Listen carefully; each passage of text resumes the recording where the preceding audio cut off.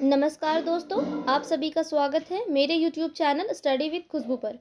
दोस्तों, आज के वीडियो में मैं दिल्ली सल्तनत से संबंधित सामान्य ज्ञान के महत्वपूर्ण प्रश्न उत्तर लेकर आई हूँ। दोस्तों, ये सभी प्रश्न भारत के प्रतियोगी परीक्षाओं में पूछे जा सकते हैं। अगर आप जनरल कंपटीशन की तैयारी कर रहे हैं तो ये वीडियो आपके लिए काफ़ी उपयोगी रहने वाला है।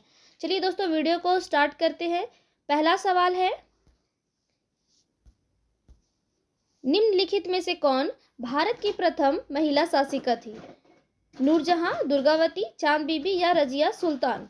दोस्तों, इस सवाल का सही जवाब है ऑप्शन डी, रजिया सुल्तान। भारत की प्रथम महिला शासिका थी रजिया सुल्तान। अगला सवाल है, जब उसने राजत्व प्राप्त किया तो वह शरीयत के नियमों एवं आदेशों से पूर्णतया स्वतंत्र था। बर्नी ने यह कथन किस सुल्तान के लिए कहा है? दोस्तों, इस सवाल का सही जवाब है ऑप्शन बी, अलाउद्दीन खिलजी। बर्नी ने यह कथन अलाउद्दीन खिलजी के लिए कहा है। अगला सवाल है, इल्तुतमिश ने दिल्ली सल्तनत की राजधानी के रूप में किसे स्थापित किया था? दोस्तों, इस सवाल का सही जवाब है ऑप्शन सी, दिल्ली। इल्तुतमिश ने दिल्ली सल्तनत की राजधानी के रूप में दिल्ली को स्थापित किया था। अगला सवाल है, बलबन ने निम्नलिखित में से कौन सी नीति नहीं अपनाई थी? इस सवाल का सही जवाब है ऑप्शन बी, लौह एवं रक्त की। बलबन ने लौह एवं रक्त की नीति नहीं अपनाई।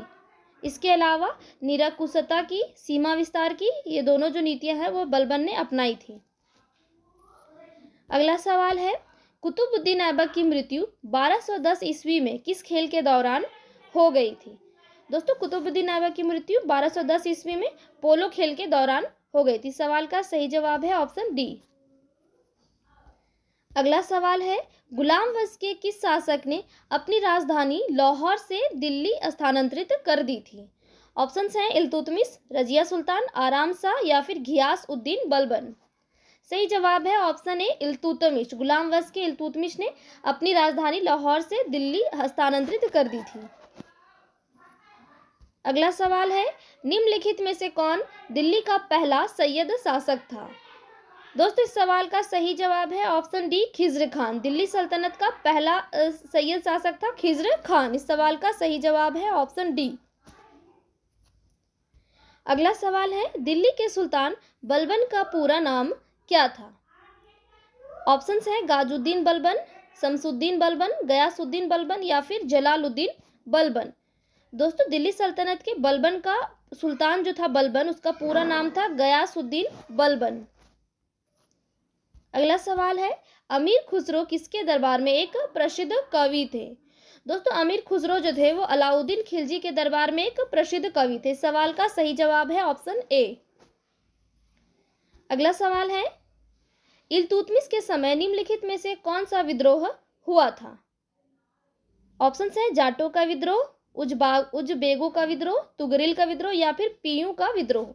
दोस्तों, सही जवाब है ऑप्शन डी, पीयू का विद्रोह। इल्तुतमिश के समय पीयू का विद्रोह हुआ था।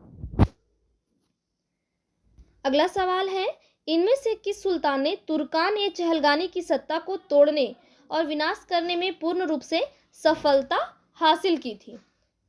ऑप्शन है मोहम्मद बिन तुगलक, अलाउद्दीन खिलजी, बलबन या फिर इल्तुतमिश।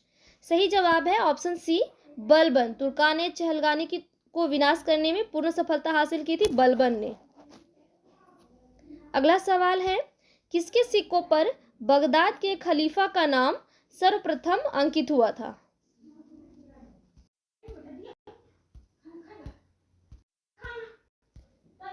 सवाल है, किसके सिक्कों पर बगदाद के खलीफा का नाम सर्वप्रथम अंकित हुआ था? ऑप्शन हैं अलाउद्दीन मसूद शाह, अलाउद्दीन खिलजी, इल्तुतमिश या फिर कुतुबुद्दीन ऐबक। दोस्तों, इस सवाल का सही जवाब है ऑप्शन डी, कुतुबुद्दीन ऐबक।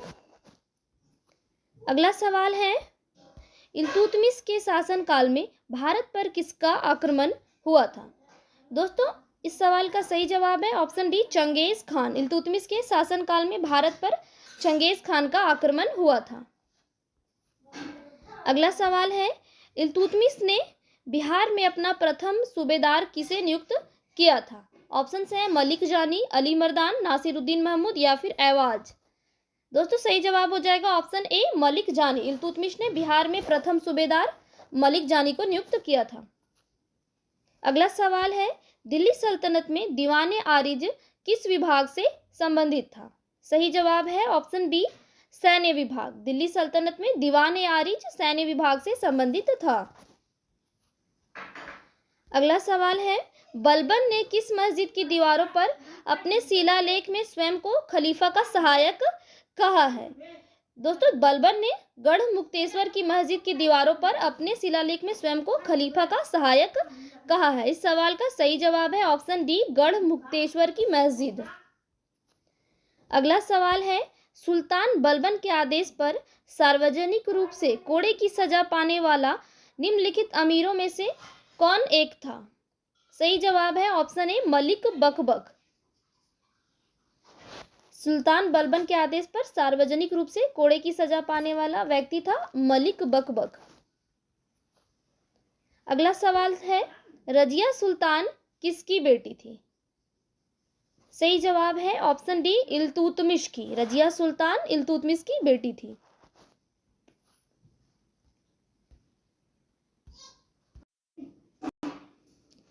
दोस्तों, अगला सवाल है, राजा दैवी अधिकार से संपन्न है, इससे मिलता जुलता सिद्धांत है। राजा की गरिमा इस दूसरे सिद्धांत को प्रतिपादित करने वाला प्रथम मुस्लिम शासक कौन था? सही जवाब है ऑप्शन ए, बलबन। राजा दैवी अधिकार से संपन्न है, इसे प्रतिपादित करने वाला प्रथम मुस्लिम शासक था बलबन।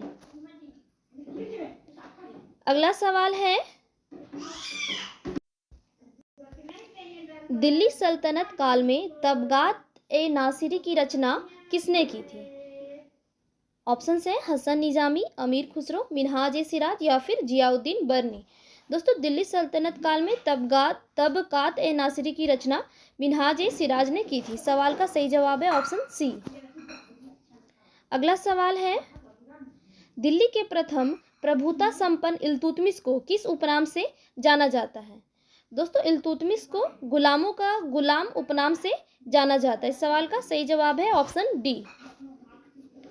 अगला सवाल है, शेर शाह सूरी द्वारा शुरू किए गए चांदी के सिक्के को क्या कहा जाता था? ऑप्शन है दिनार, मोहर, रुपया या फिर टंका। दोस्तों, शेर शाह द्वारा शुरू किए गए चांदी के सिक्के को रुपया कहा जाता था। इस सवाल का सही जवाब है ऑप्शन सी।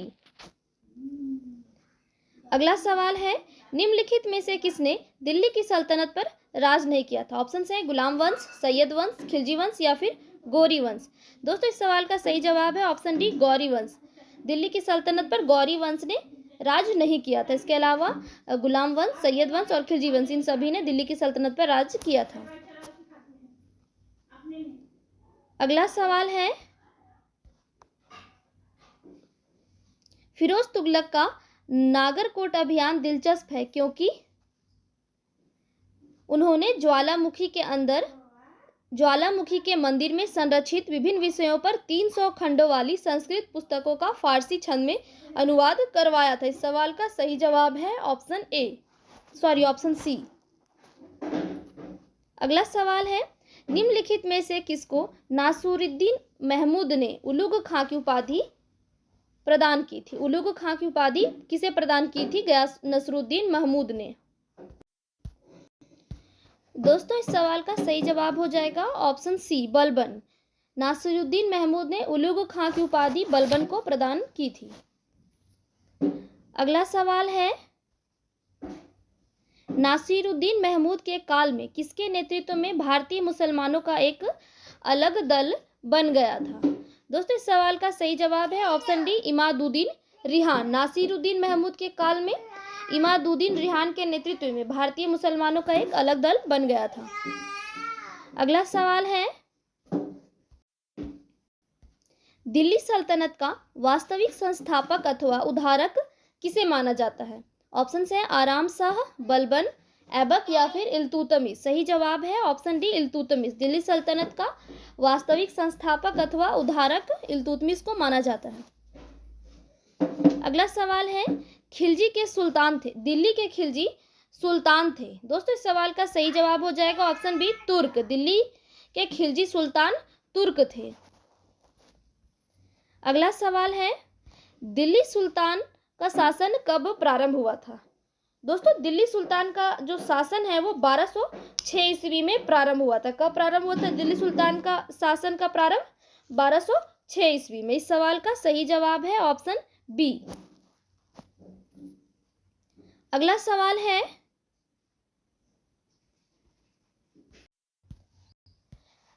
है, गाजी मलिक किस वंश का संस्थापक था? Option A Lodi, option B Sayyid, option C Khilji, option D Tughlaq. दोस्तों इस सवाल का सही जवाब है ऑप्शन डी तुगलक। गाजी मलिक जो है वो तुगलक वंश का संस्थापक था। अगला सवाल है, गुलाम वंश का संस्थापक कौन था? Option A Iltutmish, option B Qutubuddin Aibak, option C Razia Begum, option D Balban. दोस्तों इस सवाल का सही जवाब है ऑप्शन बी कुतुबुद्दीन ऐबक। गुलाम वंश का संस्थापक था कुतुबुद्दीन ऐबक। अगला सवाल है, कुतुब मीनार का निर्माण किस शताब्दी में किया गया था? ऑप्शन ए 13वीं, ऑप्शन बी 12वीं, ऑप्शन सी 10वीं, ऑप्शन डी 9वीं। दोस्तों इस सवाल का सही जवाब है ऑप्शन ए 13वीं। कुतुब मीनार का निर्माण 13वीं शताब्दी में किया गया था। अगला सवाल है, निम्नलिखित में से किस शासक ने जीतल नामक तांबे के सिक्के जारी किए थे? इस सवाल का सही जवाब है ऑप्शन सी इल्तुतमिश। जीतल नामक तांबे के सिक्के जो है वो इल्तुतमिश ने जारी किए थे। अगला सवाल है, रजिया बेगम को सत्ताच्युत करने में किसका हाथ था? ऑप्शन ए अरबों का, ऑप्शन बी तुर्कों का, ऑप्शन सी मंगोलों का, ऑप्शन डी अफगानों का। दोस्तों रजिया बेगम को सत्ताच्युत करने में तुर्कों का हाथ था। किसका हाथ था? तुर्कों का। इस सवाल का सही जवाब है ऑप्शन बी। अगला सवाल है, अलाउद्दीन खिलजी का नवीन धर्म की इच्छा रखने के कारण किसके विरोध का सामना करना पड़ा? दोस्तों अलाउद्दीन खिलजी को नवीन धर्म की इच्छा रखने के कारण उलेमाओं का विरोध का सामना करना पड़ा। इस सवाल का सही जवाब है ऑप्शन ए। अगला सवाल है, दिल्ली सल्तनत के किस वंश ने सबसे कम समय तक शासन किया? Option A Lodi, option B Sayyid, option C Tughlaq, option D Khilji. दोस्तों इस सवाल का सही जवाब है ऑप्शन डी खिलजी। दिल्ली सल्तनत के खिलजी वंश ने सबसे कम समय तक शासन किया था।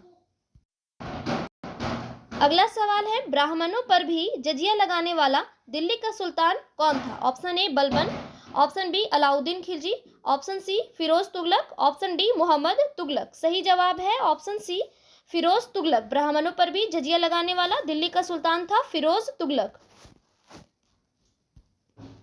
अगला सवाल है, इनमें से किस मंगोल नेता ने भारत पर आक्रमण करने के लिए सिंधु नदी पार नहीं की? Option A Tair Bahadur, option B Abdullah, option C Qutlugh Khwaja, option D Genghis Khan. दोस्तों इस सवाल का सही जवाब है ऑप्शन डी चंगेज खान।